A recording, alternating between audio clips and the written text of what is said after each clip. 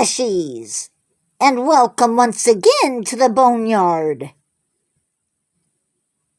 Today's tale is about a home that needs to be gone. It's the kind of abode that any city would want to have removed. It poses a risk to the community, and it's an eyesore. Sort of like the mausoleum next door to me. It sounds like the perfect place for somebody like me. Usually these homes are empty, and there's definitely something in this home. Ask anyone who lives near it. Charlie promises me they're my friends. Want to find out what happens? If your answer is yes, then you need to grab your favorite snacks, your blanket, and your favorite tombstone, and have a seat while I tell you the story for today, entitled Torn Down. At 5678 Maxwell Street, there is a derelict house. To be more precise, there is a house that is in complete ruins, or almost in ruins. It has sat empty for 15 years. In those 15 years, the abode has been up for sale 16 times, but always with the same results. Each time the house is rejected. It's usually for one of four reasons: voices coming from the upstairs, people getting their hair pulled, the sound of a boy giggling when there's no children around, and people mentioning that they feel like they're being watched. Neighbors complain about someone yelling and someone pounding on the front door. The bank in the city had decided that they no longer want this house around. On the day that the working crew showed up, on the day that the wrecking crew showed up to start the demolition, they too experienced the haunting almost as soon as they started the inside work. The ghost didn't like the intruders in their home. Who's to blame them?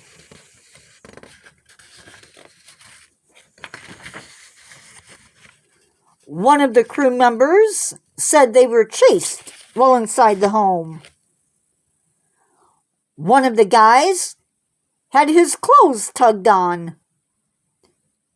Another said they saw a child running through the house.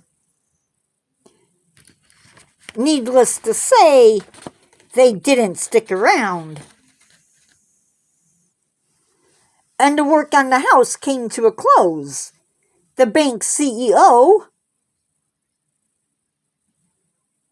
wants the house gone, and nothing is going to keep him from destroying that home.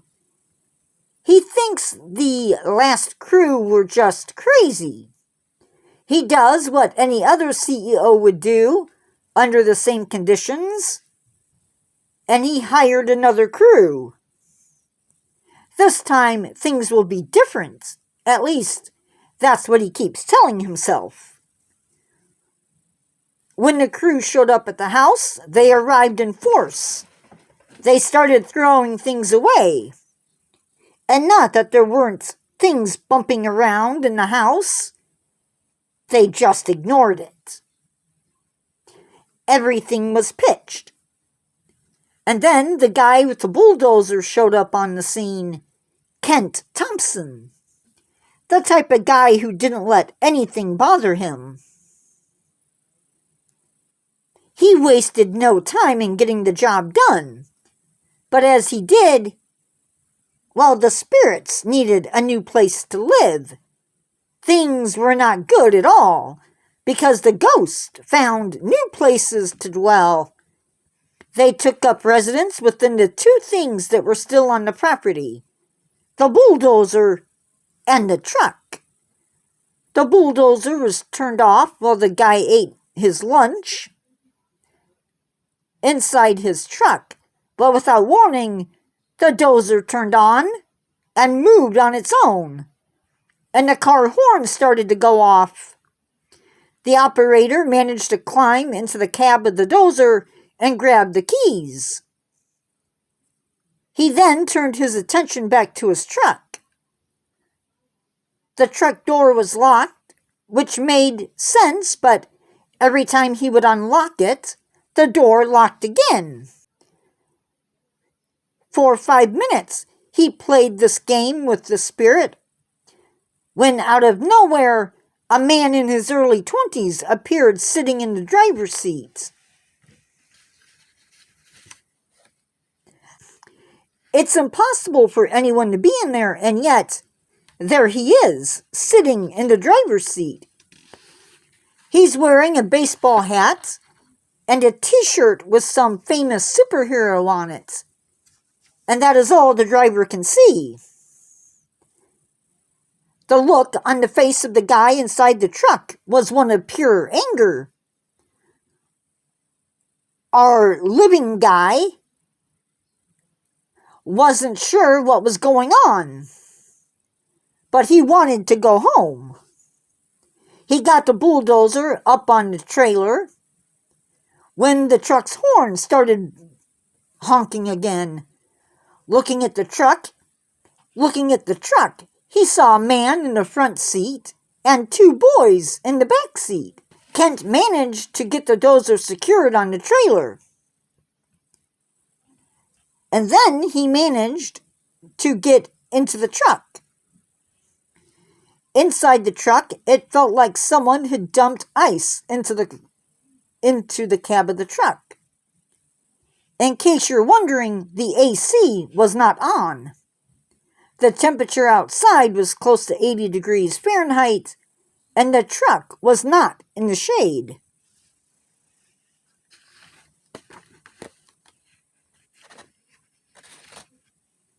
The truck's interior should have been nice and toasty.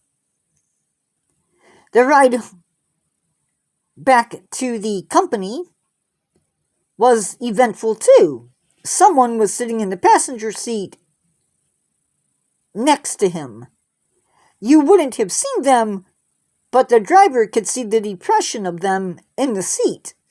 Occasionally, someone would kick his seat from the back seat. "Stop it," he bellowed, and the kicking stopped.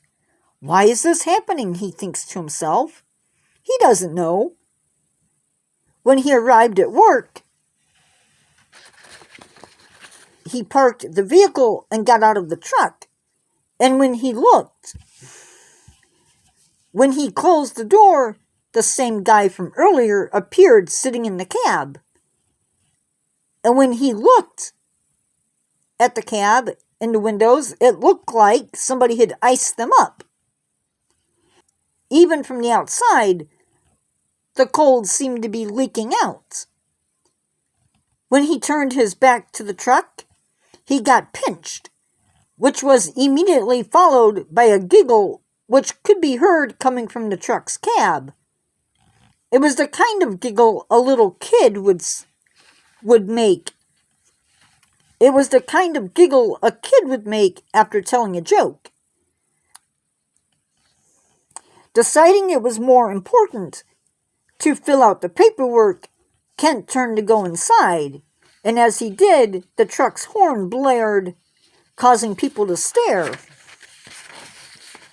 Deciding to ignore it, he goes inside. As he's filling out his paperwork, a stray thought crosses his mind. Whoever uses the truck next is in for a shock. When the forms were filled out, he checked his schedule.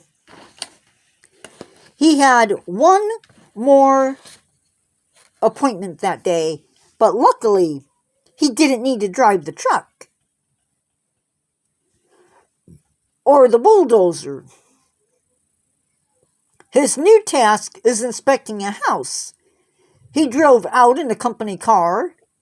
It took a couple hours to complete this task, and then he was done for the day. He wondered if anything strange happened after he left. Did anyone else see the man and the kids in the truck? Or did anyone notice anything strange with the bulldozer? He can't help but wonder what tomorrow will bring. Well, Fleshies, what do you think of Charlie's little tale? I personally loved it. I loved the fact that my friends got new places to call home.